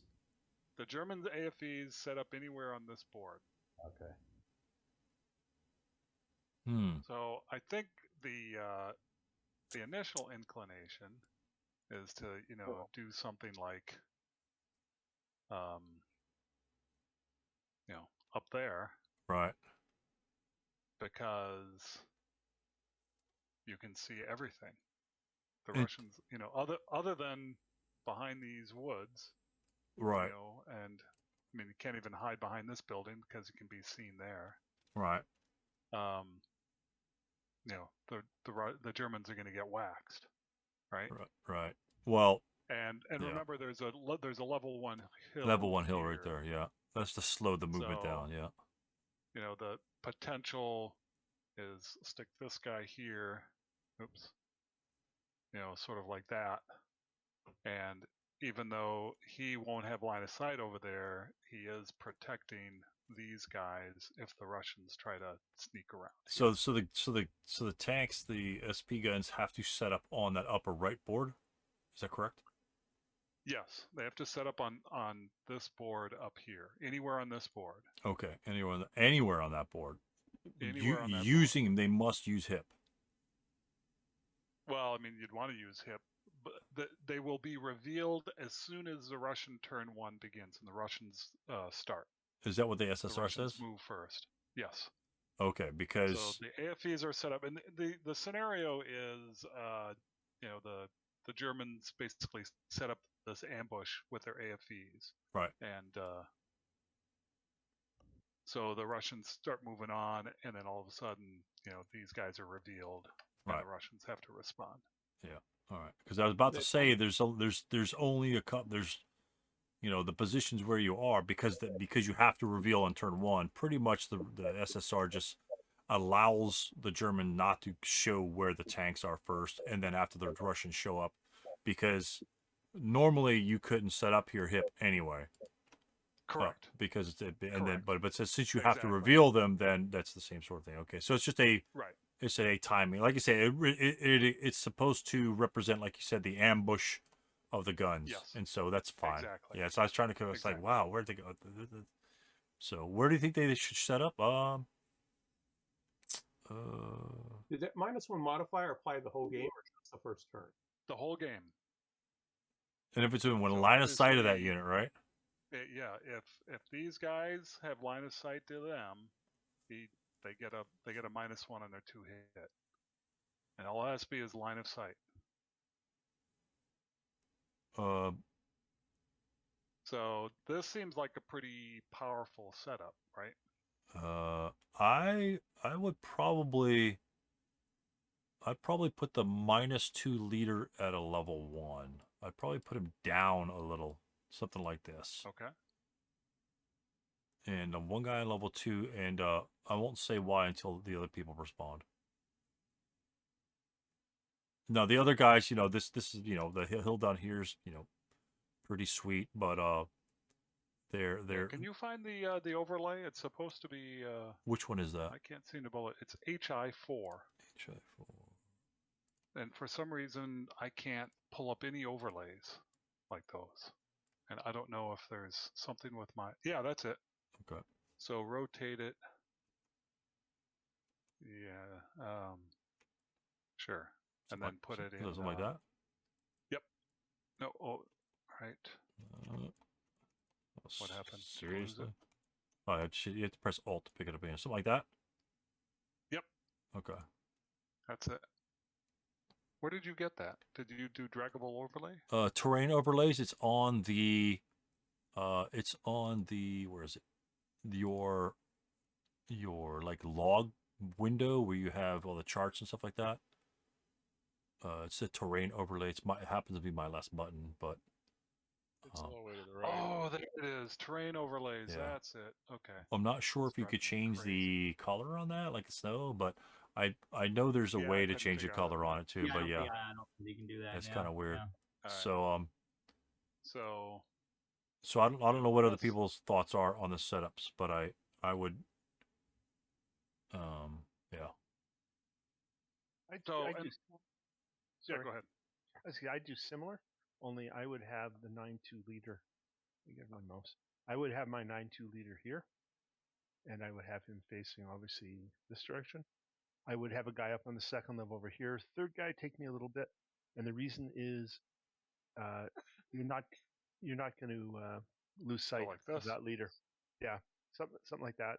Here, take this guy. Put him down here. This guy I'm not sure about. I'd have to think about him, but if he's on the first level, you're almost always going to see him when you're firing, right? Even if you're hull down or you're back there. I'd have to think about where that guy would go. So I like putting them all up on the hill somewhere because they've got line of sight, and the Russians have to cross that ground or go after the vehicles. So then part 2 of the question is, what do the Russians have to counter those vehicles? And Stu, don't answer this because I think you're going to get it right away. Yeah, right. I won't say nothing then. I didn't get it until the game was over, and then my opponent said, by the way, I was terrified of this. And I was like, oh, I'm such an idiot. Yep. The mortar, maybe? Because they're open top. Exactly. And the 20 hex range. That little 50 millimeter mortar. I was using it. You're looking at it. It's not there to attack the Germans in those stone buildings, right? A 2+3 shot, unless you get a critical hit, which I did on my first roll. I hit on a stone building, and he passed it. So, and then nothing more after that.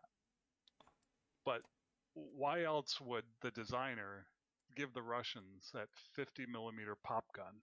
Right. A rate of fire of 3, and what's the 2 kill on that against the German AFE? Well, you'll be resolving on the 2 chart. It'd be easier to hit because their size modifier comes into play, I believe. So even at range, even at the 20 hex range, which is going to be -1, that'll counter that. So pretty much you just need a 7 to hit, and you've got the 2 chart. Once you've got a couple acts, you'll be up to a 9. Yeah. So yeah, and that'll be no time at all. Then what's the kill number? It would be what? The 2 column, and then what? What are the modifiers for the open top? It's So yeah, that's what I was gonna. That's where I'm going with this. Yeah, open top and armor. Yeah, the arm. Well, the armor's what, a 3/2, so you get the -1 because of the armor, right? Because Right. of weak armor. And I think the open top's -1 if I'm not mistaken.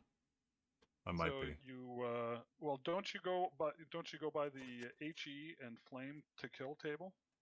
Oh, No. that's mortars. Sorry, that's mortars. Right. Yeah, it'd be on the IFT, but the open top for the tank would apply. That would be. Darn it! Where is it?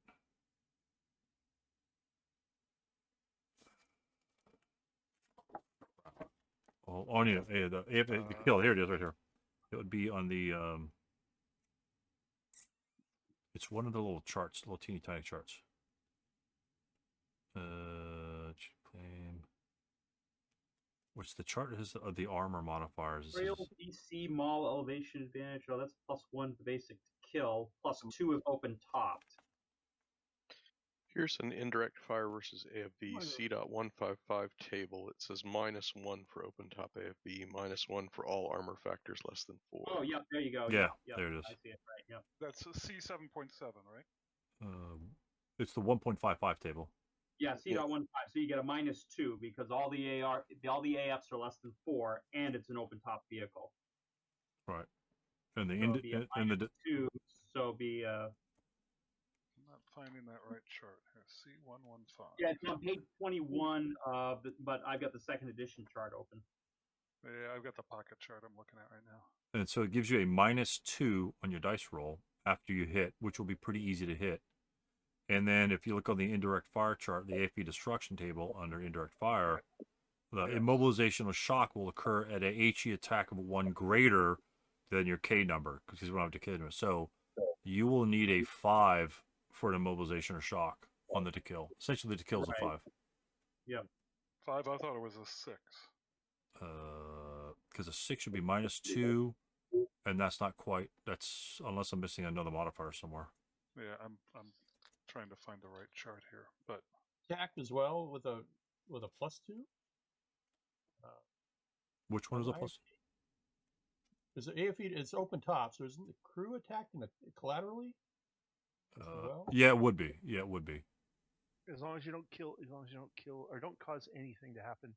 Oops. Right. Yeah, as long as you don't cause anything to happen to the vehicle, like if you stun it or immobilize it, they don't have a collateral. But that would be a +1 for them, probably, right? Not a +2 for open top, but probably a +1. No, +2. They're CE.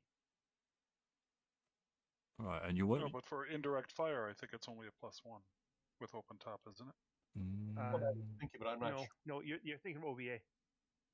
Oh, it's not truly indirect fire. It's indirectly direct. Yeah. Or directly indirect, yeah, depending on what you do. Yeah. And the big thing about those particular vehicles is, especially with that mortar on the board, you don't want to put those open top vehicles in the woods. You just don't, because if you get that -1 air burst, it essentially turns that vehicle into an unarmored vehicle, and the units inside can actually break and get killed and destroyed. So essentially, it becomes an unarmored vehicle, and so your kill number is going to be about the same anyway, but you'll have an additional -1. So it's pretty nasty.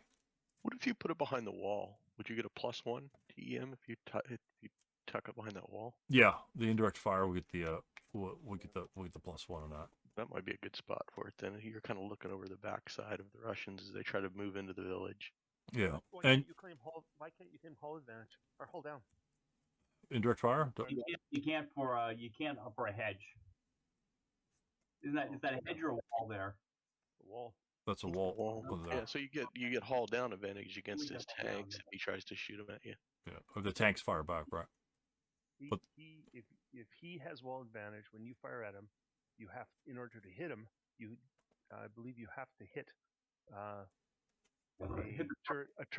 turret hit. Right. I don't think with the mortar though. I think with indirect fire it won't matter. With his tanks, he will. With his tanks, you'll have to get tanks will, but the mortar won't. Right, the mortar wouldn't. Yeah, the mortar doesn't worry about hold down. So, well, I suppose, well, you'd have to get some advantage because you can't claim both CE and wall, right? You can't claim two TEMs. Yeah, it'd be the same. Yeah, it'd be the same thing, right? You just choose one or the other, and you just be, the CE. But CE, it's usually always CE, unless you're like in a building. At any point when somebody fires at you, you can decide, I want my vehicle to be hull down, or I want to take the +2 of the wall. Right, for either shot. Yeah, for either shot. On the 2 hit. Yeah. So on that hit, I think you could claim, I want to get the +2 on the mortar shot. Sorry, I want the hold down. Yeah, I'd have to check that. That's no, the mortar shot doesn't apply the hold down status or the +2 to hit. No TEMs apply. Yeah, no, that's no, but you still have to hit the vehicle, right? Yeah, they're saying here though, vehicle qualifying as a hull down target is considered hit by a direct fire only if the hit results in a turret upper superstructure hit. So that only applies to direct fire. And I think the mortar is considered indirect fire. No, it's a direct fire, but it uses indirect fire principles. Right. Well, if you look under the index, under indirect fire, they say mortars. But if you look under, which is the mortar rule, C. Yeah, it is a direct fire weapon only because it's on board. It's how I think it's how they classify it as.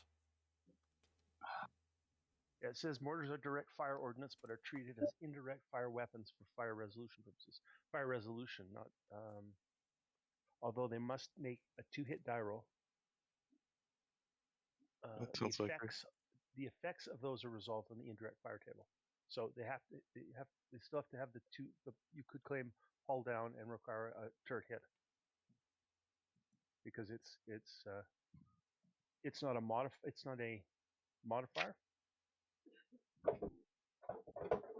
First part of 9.1. C.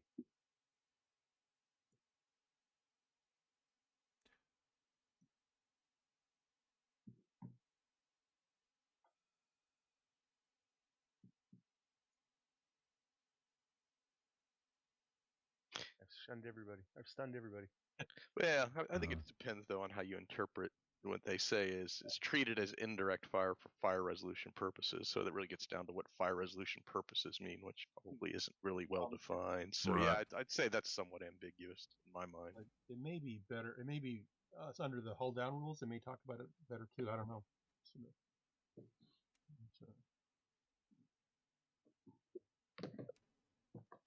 Yeah, that kind of goes into it kind of goes in the realm where I think there was a question on there where mortars, if mortars are firing on a routing unit on a hill, does the unit can they be interdicted?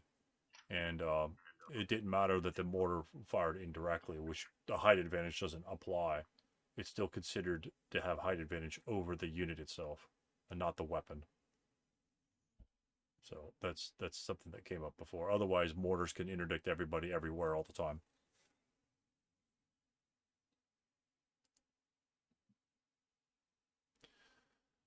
By indirect fire. Yep.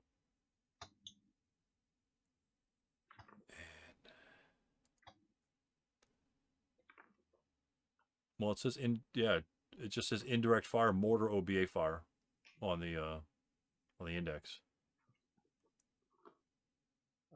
Bacage, bow, elevated. Elevation effects versus wall.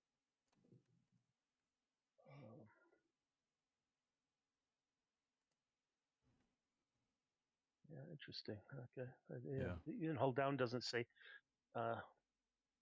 Yeah, I know what you're talking about, Steve. Where they are quote direct fire weapons, but they have resolved as indirect fire, and I think what they were saying is that direct fire essentially just means that you roll like it's a hit, because OBA doesn't use the hit, right? It just explodes. Mm-hmm. And I think that's what they're applying, that direct fire terminology. I may be wrong at that, but I know what you're talking about.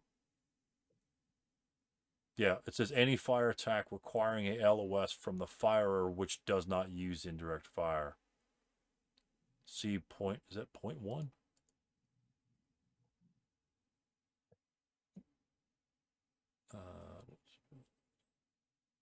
to hit purposes. Oh, let's see.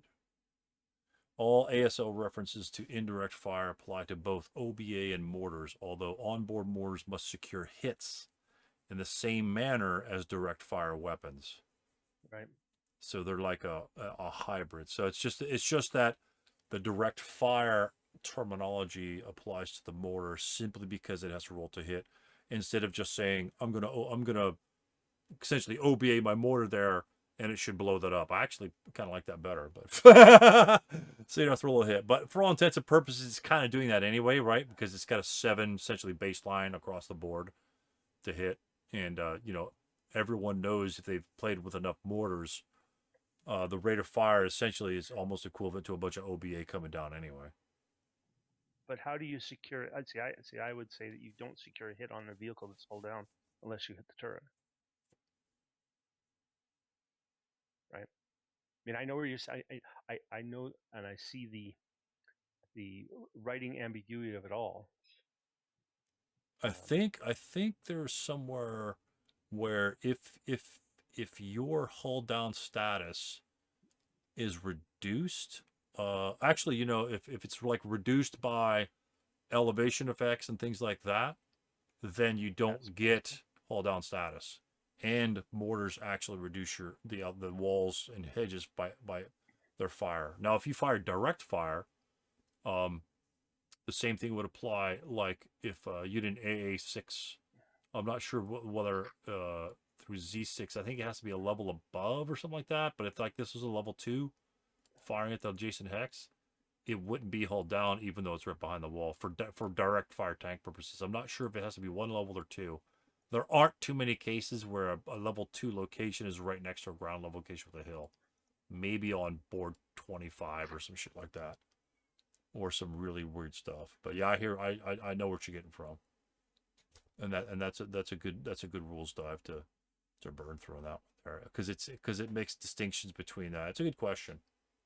That's a good question. I'm pretty sure it's been asked. So, and it kind of suggests both, right?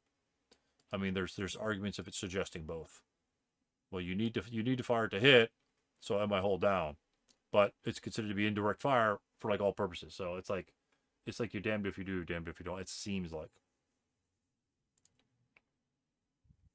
on that one there.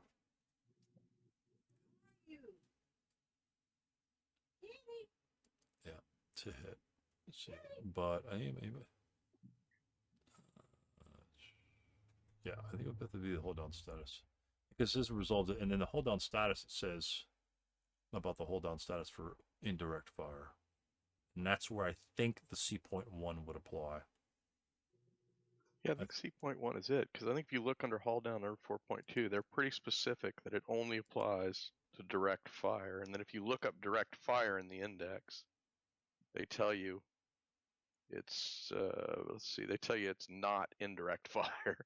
And then if you look at C.1, they tell you mortars are using indirect fire. Right. Right, exactly, right? But if you go from there to there to there, you can kind of make the that's I don't like it. Just say you have to roll to hit, and just say roll to hit. Don't even use the term direct fire. Just say roll to hit. And that way it alleviates such a thing, because I mean a lot of times vehicles all roll down. Yeah, it sounds like there's no hull down status, but the wall may count as a TEM for the 2 hit for the 2 hit process. No, you can walls are walls, not hedges. Walls, bocage are hull down locations. Sure, but I don't know. I'm not sure against the mortars. I mean, because that is the indirect, and in that we're looking up the AFV rule too. There, or the AFV armor factor -1 for factoring over that chart there. Again, there, I think somebody brought it up. The hold down status never apply to indirect fire, and that kind of supported by the D4.2 as well. But D4, it also says that in there that the TEM of a wall that would make a vehicle hull down to direct fire might count as a reduced TM for indirect fire. So it might help there on the actual 2 hit roll. So maybe instead of +2, you get +1. Yeah, I'd accept that. That I would accept for sure. If it says that. Yeah, like if you were an unarmored vehicle, you would then definitely take the +1, right, from the wall. That would apply to like unarmored vehicles and things like that. They could still be hull down. And if you hit them with like a 20mm or something like that, then they would have the you could either take the +1 or take the hold down status. And most armor doesn't. You either take the hold down for the direct fire or the because if you're CE you're +2 anyway, right? So it's kind of null in that effect. But if like it had an AA gun that was 37mm Russian AA gun behind a wall, at least you're going to have a hold down status for 2 direct fire. So, yeah, that's a good question. That's a good question. And it's confusing. Yeah, there are ambiguities there for sure, and I'm sure that one. Absolute fantastic video today.